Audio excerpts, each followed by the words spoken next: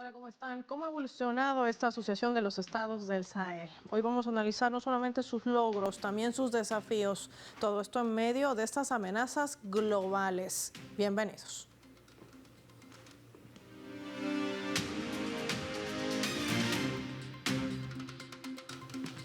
Les proponemos por esta razón exponer a través de nuestro mapa algunos datos claves que nos ayudan a entender esta confederación de la Alianza de los Estados del Sahel. Veamos.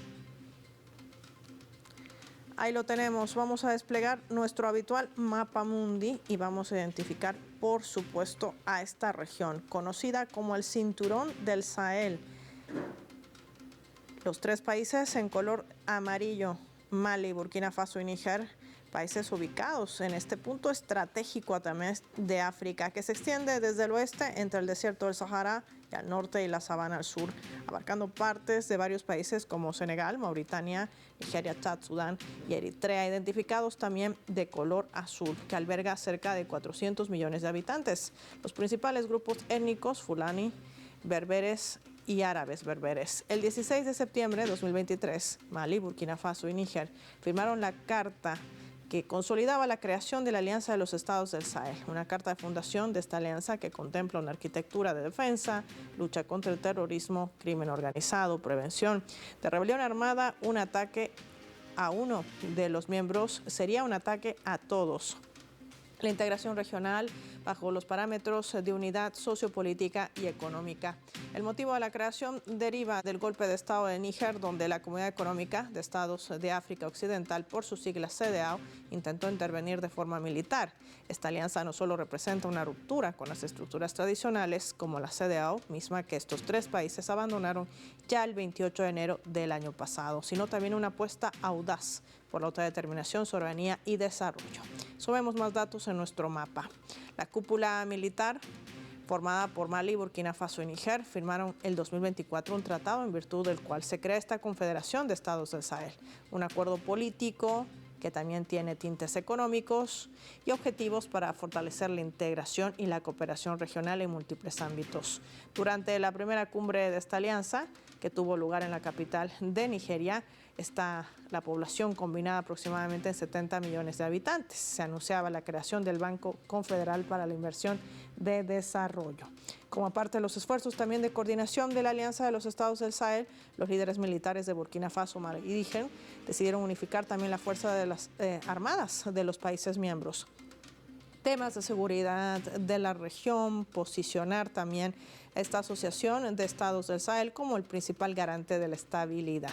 Se prevé que estén conformadas por cerca de 5.000 efectivos con capacidad aérea propia, equipamiento especializado y recursos de inteligencia autónomos. Estamos hablando de que, si vemos el mapa, estos tres países, Mali, Burkina Faso y Níger, han trazado una especie de cordón de seguridad para evitar que el avance de grupos terroristas, todos estos grupos además inoculados por potencias colonialistas, sobre todo como Francia. Recordemos que estos tres países han rechazado la permanencia de las autoridades francesas que estaban extrayendo sus recursos estratégicos, entre ellos el uranio. Y esto tiene también punto clave para poder conocer cuál ha sido el alcance de esta Asociación de Estados del Sahel y sobre todo qué representa este movimiento a 2 años también de su creación.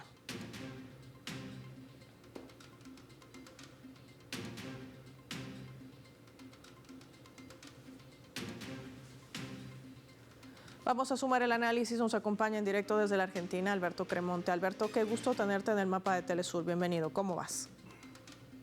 ¿Cómo estás? ¿Todo bien? Muy Todo bien, gusto. Alberto. Me gustaría poder entender, sobre todo, cuando hablamos de esta Asociación de los Estados del Sahel, qué representa, no solamente en tema de logros, sino el avance de esta configuración que ha sido clave en unos momentos también de descolonización de una región, de un cinturón, digo con precisión, que además representa un movimiento estratégico por donde se ubica.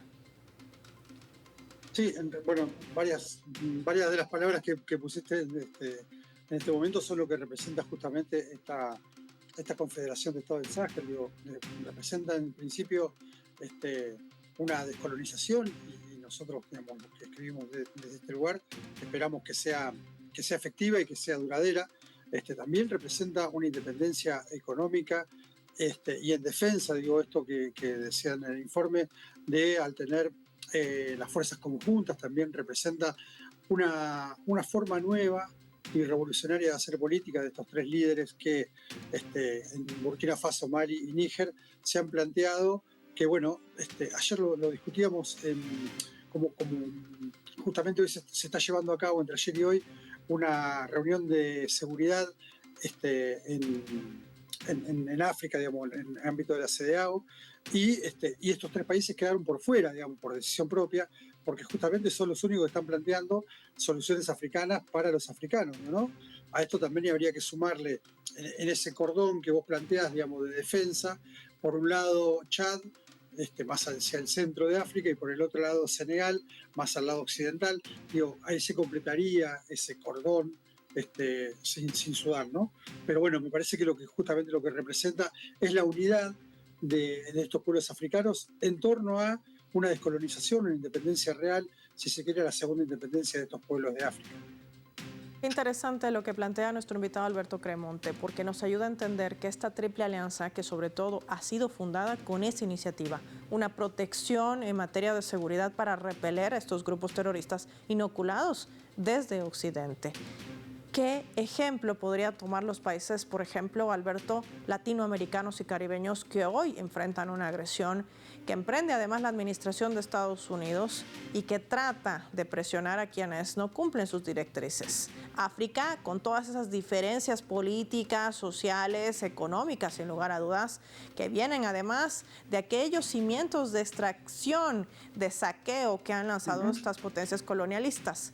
Hoy Latinoamérica es distinta, dejó de ser el patio trasero de los Estados Unidos y por ello enfrenta nuevas agresiones.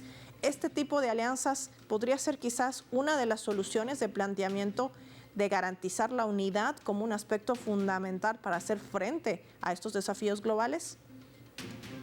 Sí, claro, digamos, la unidad es fundamental en este sentido porque, digamos, justamente es lo que garantiza que estos procesos, y yo repito que son procesos revolucionarios, muy revolucionarios si se quiere, sobre todo en este siglo XXI, donde las revoluciones también se dan de otra manera, en América Latina, más allá de un periodo que es la década pasada, digamos, con gobiernos, si se quiere, de tinte popular.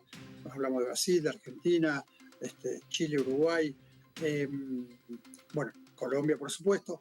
Podemos decir que se encaminaba hacia ese lugar, pero bueno, la derecha en el mundo arrecia en este momento, y sobre todo en Latinoamérica hoy por hoy, cuando nos hemos plantado desde nuestra América a no ser el patio trasero de Estados Unidos. Bueno, así son las represalias que tenemos. Hoy tenemos gobiernos como el nuestro en Argentina, como el de Milei, o en Chile, o bueno, ha perdido la izquierda en Bolivia, y Lula ha quedado como muy solo. Entonces, lo que primero deberíamos apuntar es justamente a una unidad regional como una salida colectiva, digo, ¿no? Esto está clarísimo que la salida, si no es colectiva, es muy complicada llevarla adelante, sobre todo con Estados Unidos que, contrariamente al gobierno anterior de Trump, ha salido al mundo a fortalecer aquel viejo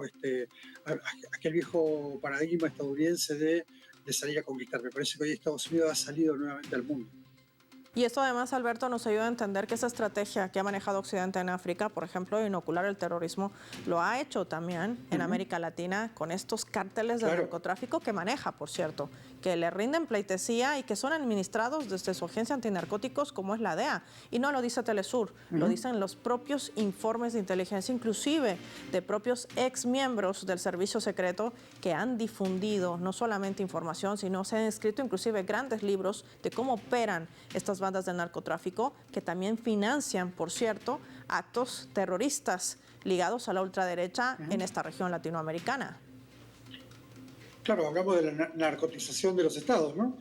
Bueno, me parece que como una herramienta de dominación justamente pasa por ahí, en meterle droga a los estados, a los pueblos, y de ahí, bueno, es la dominación. Después entra la DEA, entran los paramilitares, entran desde ese lugar. Entonces, bueno, me parece que justamente esto lo tienen, bueno, más que estudiado, los yanquis lo tienen mucho más que estudiado, ¿no? Sí, sin lugar a dudas. Y sobre estas estrategias, sobre todo que implementará Estados Unidos en la región, en este cinturón del Sahel, hablaremos al regreso de la pausa. Agradecer a Alberto Cremonte por habernos acompañado hoy con su análisis, una precisión que nos ayuda a entender la importancia de esta asociación de los estados del Sahel y sobre todo los desafíos en medio también de las disputas globales. Y lo hacemos revisando nuestra escala.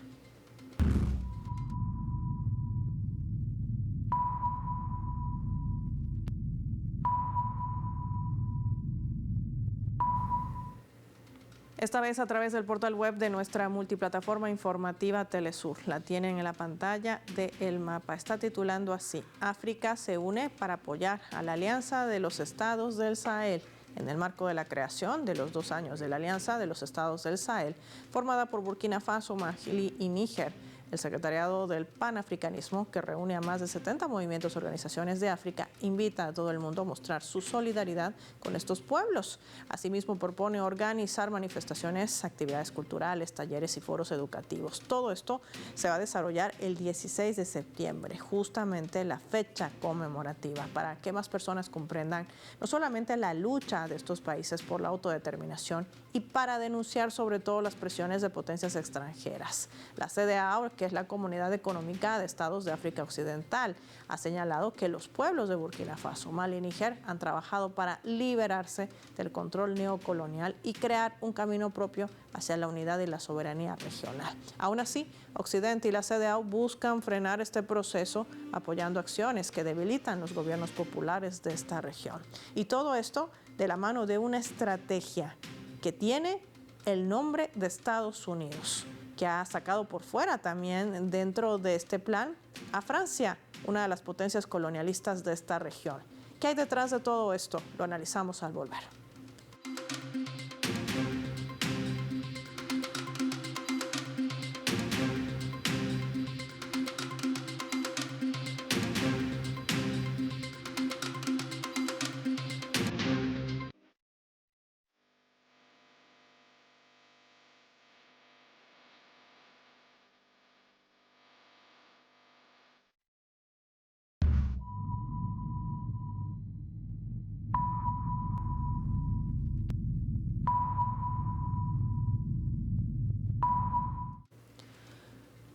Vamos a sumar otro elemento también para el análisis a través de la fotografía. Vemos en nuestra imagen a militares de Estados Unidos, lo tienen allí también a miembros de los países del Sahel. Y es que Estados Unidos decide reanudar relaciones con Mali, Burkina Faso y Níger, bajo este lema: comercio no ayuda.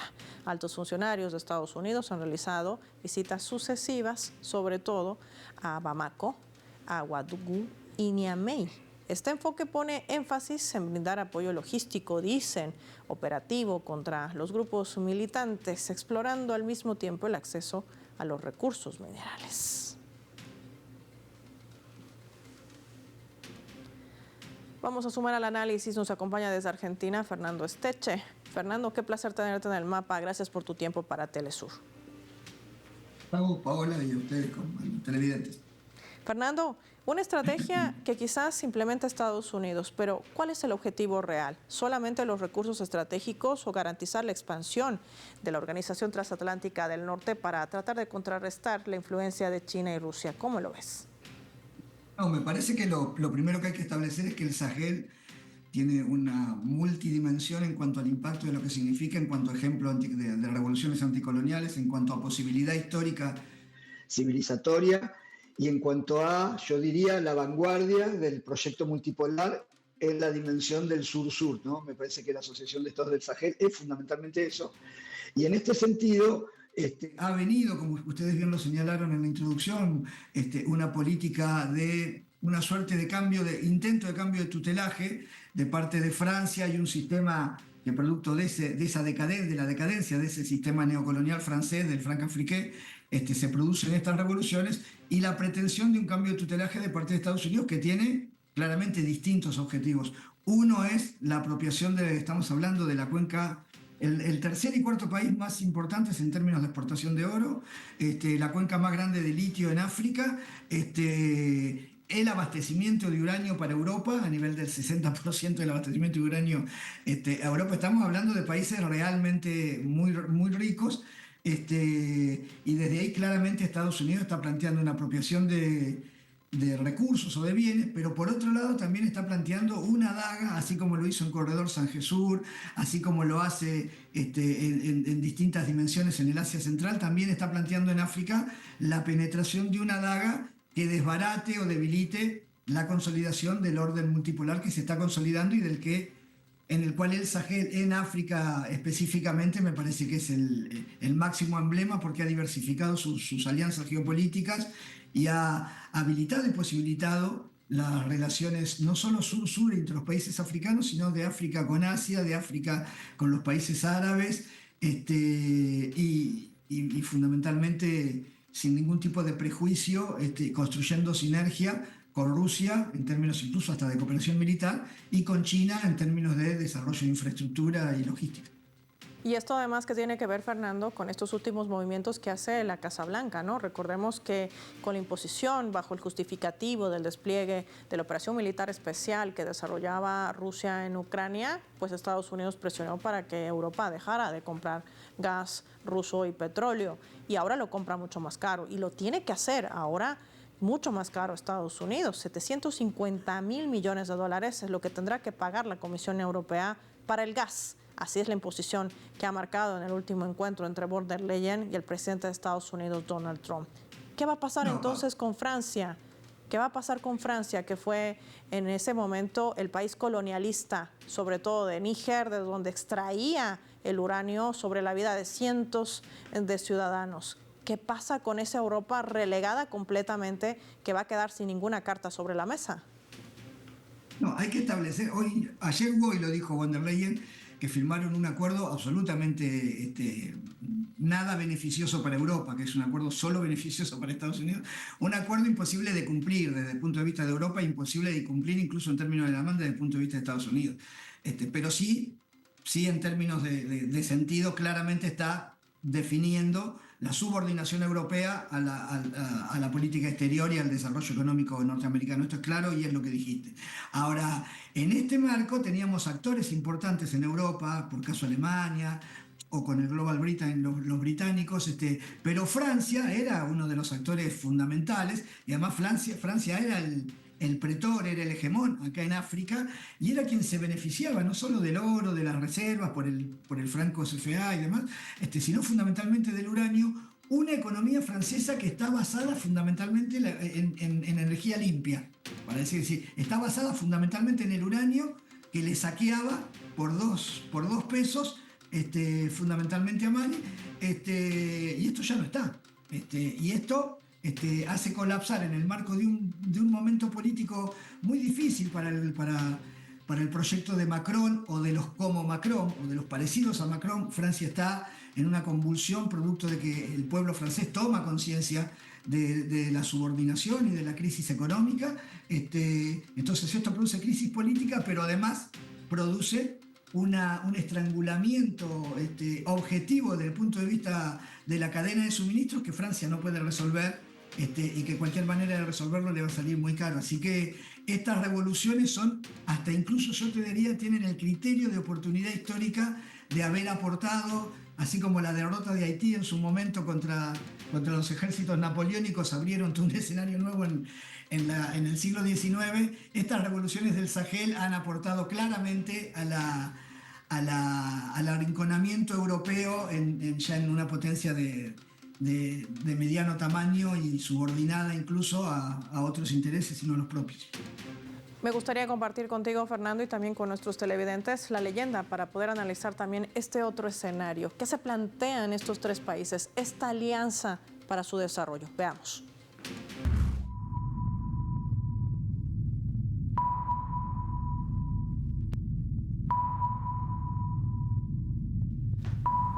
El ministro de Economía de Burkina Faso se planteaba esto al momento de que le preguntaban cuál sería el impacto de este Banco Confederal para la Inversión de Desarrollo recientemente creado. Él decía, es una dinámica colectiva para un futuro prometedor.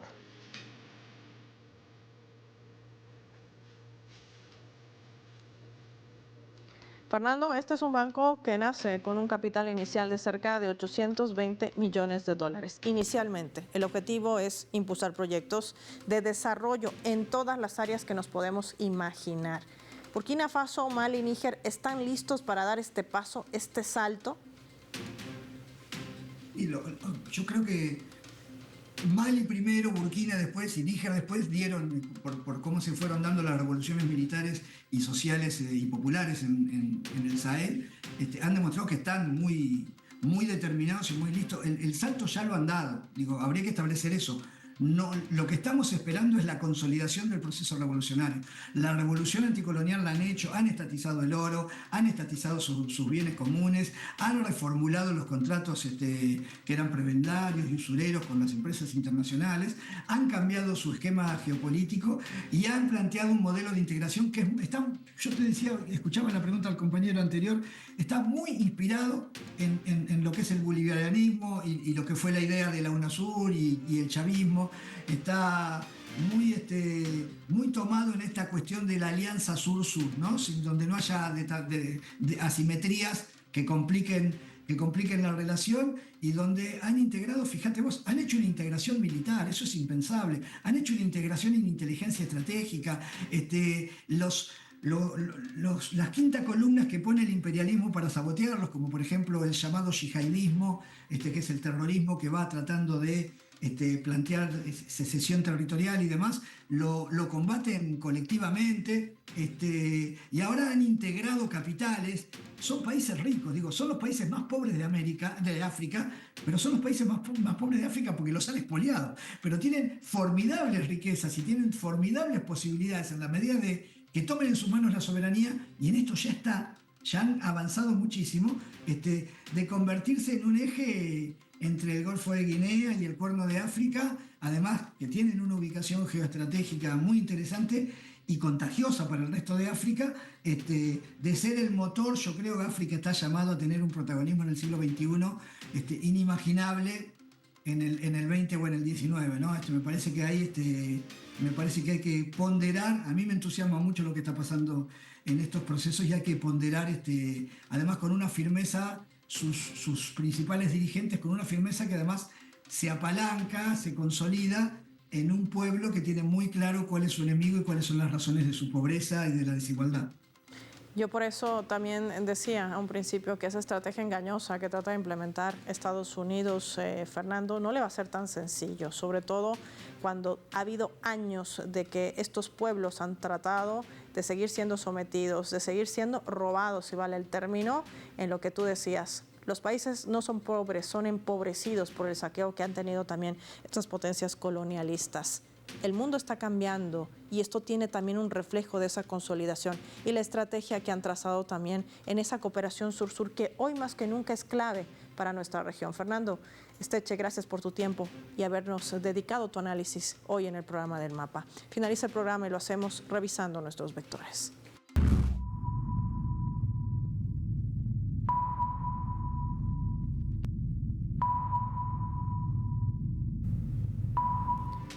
Nuestro radar en el mapa hoy nos refleja las tres claves sobre este tema. 1. Alianza. Lo que comenzó como una alianza defensiva militar ha logrado evolucionar hacia un proyecto integral de soberanía económica, independencia financiera y esa reconfiguración estratégica. No solo marca un punto de inflexión para estos tres países, sino que ofrece un modelo inspirador para regiones como América del Sur ante las agresiones de Estados Unidos. 2. Estrategia. Aunque Estados Unidos esté tratando de aprovechar su propia maniobra para suplir esa colonización que dejó sobre todo Francia y tratar de contrarrestar la influencia de China y Rusia en temas de infraestructura y seguridad, Estados Unidos trata así de justificar la presencia de la OTAN, esa organización transatlántica en la región africana. 3. Desarrollo. El Banco Confederal para la Inversión y el Desarrollo, con un capital inicial de al menos 762 millones de euros, se ha trazado el impacto de financiar proyectos de gran envergadura y de una dimensión regional y transfronteriza en áreas como energía, infraestructura, transporte o agricultura, lo que permitirá también reducir su dependencia con el Fondo Monetario Internacional, el Banco Mundial y la propia Unión Europea, además de otros organismos colonialistas. Mali, Burkina Faso y Níger están dando lecciones poderosas de que el camino lo trazan ellos mismos con la decisión de sus pueblos. Soy Paola Pérez y nos vemos en la siguiente edición del Mapa.